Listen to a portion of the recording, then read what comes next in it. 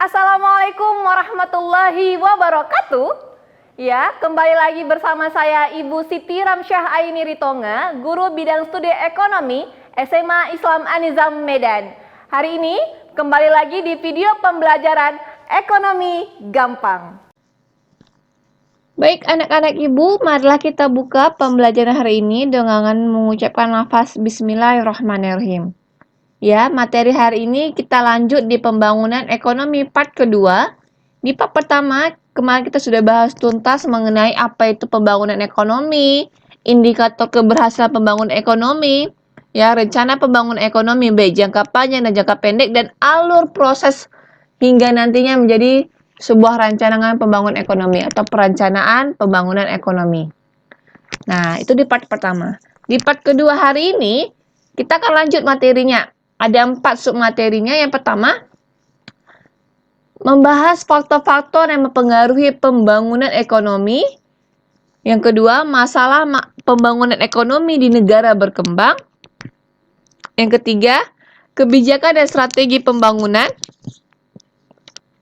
Dan yang keempat, dampak pembangunan ekonomi. Kita lanjut ya. Nah, faktor-faktor yang mempengaruhi pembangunan ekonomi. Berhasil tidaknya sebuah pembangunan ekonomi, berhasil tidaknya semua perencanaan pembangunan ekonomi, program-program, kebijakan-kebijakan pemerintah ya untuk meningkatkan kesejahteraan, ya, meningkatkan kemakmuran masyarakat negara Indonesia. Ada faktor yang mempengaruhinya. Berhasil tidaknya. Ada 2. Yang pertama ada faktor dari ekonomi maupun faktor non-ekonomi. Di faktor ekonomi yang pertama ada sumber daya manusia, nah Ibu. Ya, sumber daya manusia. Kenapa ini menjadi faktor pertama? Karena yang menjalankan pembangunan ekonomi ini nantinya adalah sumber daya manusia, manusianya, masyarakatnya. Nah, maka sumber daya manusia seperti apa yang diperlukan agar pembangunan ekonomi berhasil adalah sumber daya manusia yang menguasai iptek, ilmu pengetahuan dan teknologi. Nah, manusia berperan dalam menciptakan teknologi baru selain mengembangkan teknologi yang sudah ada. Nah, sumber daya manusia yang paling utama, anak ibu, ya, dalam menentukan keberhasilan pembangunan ekonomi adalah para pengusaha. Mereka adalah orang-orang yang mampu mengorganisasikan sumber-sumber daya yang ada secara efisien dan baik. Untuk itu, agar pembangunan ekonomi makin cepat, Ananda, kita memerlukan dunia usaha yang dinamis, bergairah dengan pelaku usaha yang kreatif, inovatif, dan berpikir jauh ke depan. Makanya ada mata pelajaran wirausaha, benar ya? Itu untuk tujuannya ke sana. Yang kedua adalah sumber daya manusia, sumber daya alam. Ya. Tidak lain tidak bukan sumber daya alam menjadi faktor utama untuk kegiatan produksi, untuk menciptakan barang dan jasa. Nah, sumber daya alam yang ada di negeri ini ya harus dimanfaatkan dengan bijak dan diolah untuk peningkatan pertumbuhan dan pembangunan ekonomi. Nah, kalau kita bagi nih ya sumber daya alam, ada yang bisa diolah atau diperbarui, ada yang tidak bisa diperbaharui lagi. Maka yang bisa diperbaharui lagi itu macam pohon ya, tumbuh-tumbuhan, hewan. Itu ketika kita sudah mengambil manfaat dari sumber daya alam itu harus kita pikirkan supaya bisa di lain waktu bisa kita manfaatkan kembali. Jadi harus bijak, gitu dia ya. Secara teori Ananda, negara yang memiliki ya sumber daya alam yang melimpah itu akan lebih cepat pembangunan ekonominya. Kayak sebenarnya cepat kita ini karena kita berlimpah sumber daya alamnya kan. Tapi kendalanya di mana? Sumber daya manusia kita yang tidak mampu mengolah itu dengan bijak. Itu dia. Yang ketiga, sumber daya modal. Ya, sumber daya modal ini terdiri dari uang, ya, peralatan, mesin, investasi. Kenapa perlu? Ya, pembangunan ekonomi nantinya akan meningkatkan pertumbuhan ekonomi. Pertumbuhan ekonomi dilihat dari banyaknya barang dan jasa yang diproduksi. Ya, berarti kegiatan produksi. Salah satu faktor produksi adalah sumber daya alam. Untuk mengolah sumber daya alam, untuk melakukan kegiatan produksi dengan teknologi yang canggih, dengan sumber daya manusia yang mumpuni, kita perlu sumber daya modal, perlu uang untuk melakukannya. Sederhana, kalau kita membangun tol misalnya untuk mempercepat mobilitas barang dan jasa, perlu uang, perlu modal untuk membangun itu. Gitu ya. Jadi modal nantinya dapat meningkatkan produktivitas. Yang keempat adalah teknologi. Ya. Teknologi yang modern dan canggih diharapkan pastinya nantinya mampu ya membuat kegiatan produksi lebih efektif dan efisien. Nah, lambatnya pembangunan di negara berkembang jika dibandingkan dengan pertumbuhan di negara maju, Ananda, juga disebabkan karena ketertinggalan kita, Indonesia, ya, dalam bidang teknologi. Jadi, gimana teknologi dapat mempercepat proses produktivitas ya, efektif, efisien? Nantinya teknologi ini akan menggantikan tenaga kerja manusia. Jadi lebih cepat pakai mesin ya, pakai mesin, pakai alat-alat canggih gitu. Kalau kegiatan produksi sudah canggih, sudah cepat, maka nantinya akan mempercepat pembangunan ekonomi itu sendiri. Itu dia kalau di faktor ekonomi. Kita lanjut.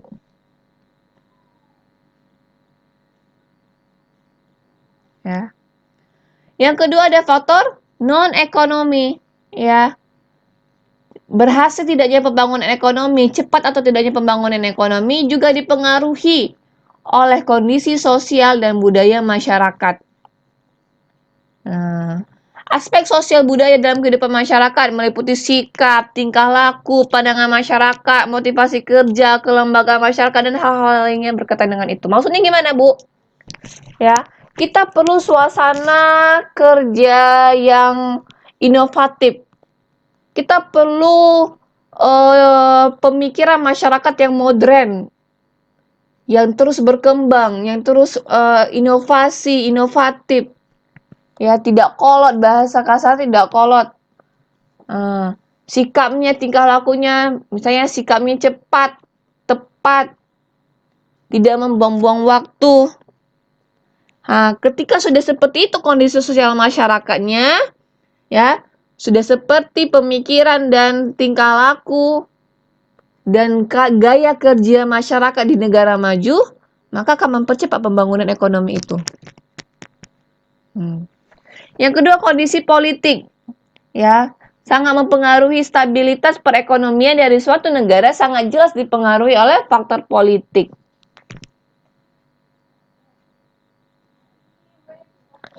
Tanpa stabilitas politik yang kondusif dari suatu negara, ekonomi tidak akan bisa berbuat banyak, terutama dalam hubungannya dengan posisi suatu negara dalam memperbaiki variabel-variabel ekonomi.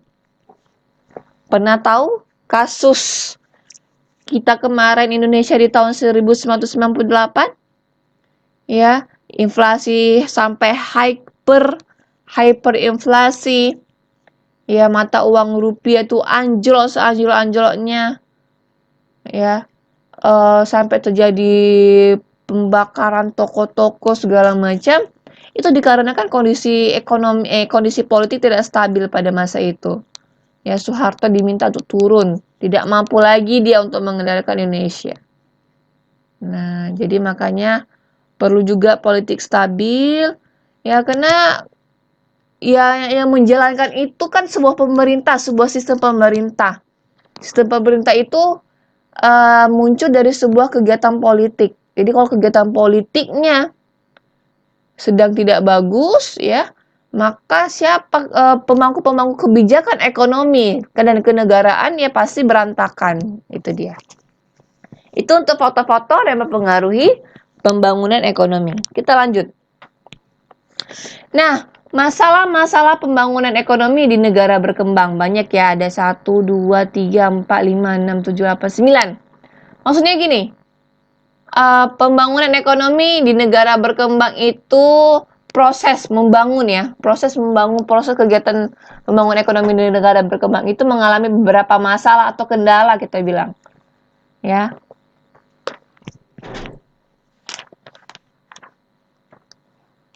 Yang pertama masalahnya adalah tingginya jumlah pengangguran. Walaupun kalau kita bicara tentang pengangguran ya tahun ini belum ada solusinya, ya. Banyak besar pun misalnya lapangan pekerjaan tapi tidak mampu menimpa atau menurunkan kurva ya grafik tingkat pengangguran itu. Kalau banyak pengangguran, maka pendapatan masyarakat pun akan rendah, ya. Nggak mungkin jadi berkembang, tidak mungkin ada pertumbuhan ekonomi. Yang kedua, tingginya biaya produksi, ya.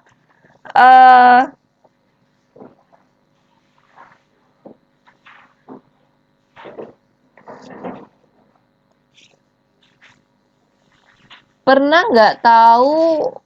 Jadi gini, biaya produksi di Indonesia itu mahal, ya. Karena banyak sekali pengutipan yang ilegal yang dirasakan oleh seorang produsen. Misalnya adanya uang keamanan, kalau membuka usaha itu uang keamanan, ketika kegiatan distribusinya truk gitu ya. Misalnya truk itu melewati suatu daerah, maka truk itu akan dikenain pungutan liar oleh masyarakat setempat dan itu nggak bisa kita hindari gitu. Nah, karena banyak itu pungutan-pungutan liar dan belum ada solusi untuk itu, maka akan menambah biaya produksinya. Itu menjadi masalah juga. Yang kedua, yang ketiga keputusan pemerintah kurang tepat. Kadang pemerintah ini Ananda pelin-pelan. Kayak kemarin ya kejadian Menteri A ngomong Menteri A ngomong kayak gini, Menteri yang B ngomong kayak gini. Belum keputusannya itu belum kepada apa yang dibutuhkan oleh masyarakat, bukan, tapi keputusan-keputusan politik yang dikeluarkan. Kayak contohnya beberapa tahun belakang ini kan Ananda sangat marak nih peredaran barang-barang dari Cina ke negara kita, benar ya? Ya penyebabnya apa?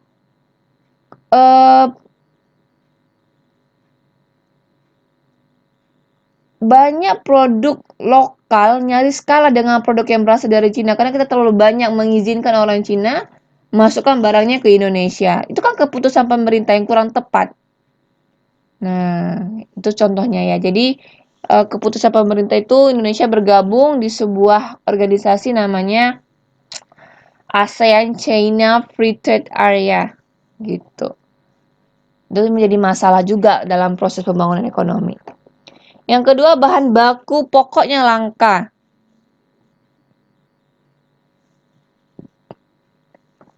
Langkanya bahan kebutuhan pokok Ananda merupakan salah satu masalah serius nih yang menimpa kondisi perekonomian Indonesia. Masalah ini akan sangat terasa menjelang perayaan hari-hari besar misalnya ya. Hari Idul Fitri, Natal, hari-hari besar lainnya. Disitulah harga-harga pokok mahal. Cabai mahal, dagingnya naik, minyak mahal, semuanya. Dan nggak bisa dikontrol, nggak stabil, pemerintah nggak bisa mengontrol itu. Gitu. Kenapa bisa seperti itu? Ya sebelumnya udah ada penimbunan. Ya. Dan masih belum bisa pemerintah mengatasinya. Selanjutnya yang kelima, ya. Suku bunga perbankan terlalu tinggi. Nah, suku bunga perbankan terlalu tinggi membuat masyarakat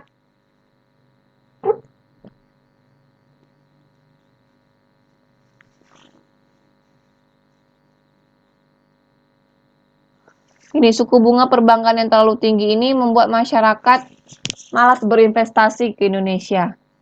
Gitu. Jadi ya mereka pasti dapat terlalu gini, malas minjem lah gitu. Bahasanya malas minjem. Malas minjem. Jadi perlu juga suku bunga ini distabilkan. Suku bunga yang terlalu tinggi ataupun yang terlalu rendah, Ananda akan sangat mempengaruhi perekonomian. Nah, untuk suku bunga perbankan di Indonesia masih dinilai terlalu tinggi sehingga masih perlu diperhatikan lebih dari pemerintah untuk mengatasi hal ini. Penyebabnya apa kalau terlalu tinggi?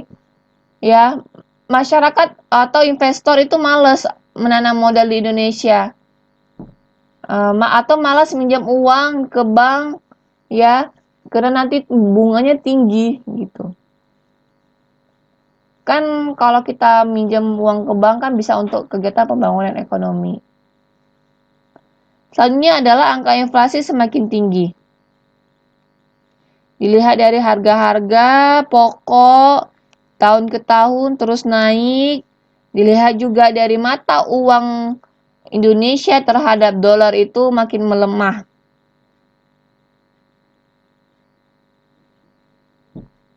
Selanjutnya ada korupsi dan inefisiensi ekonomi.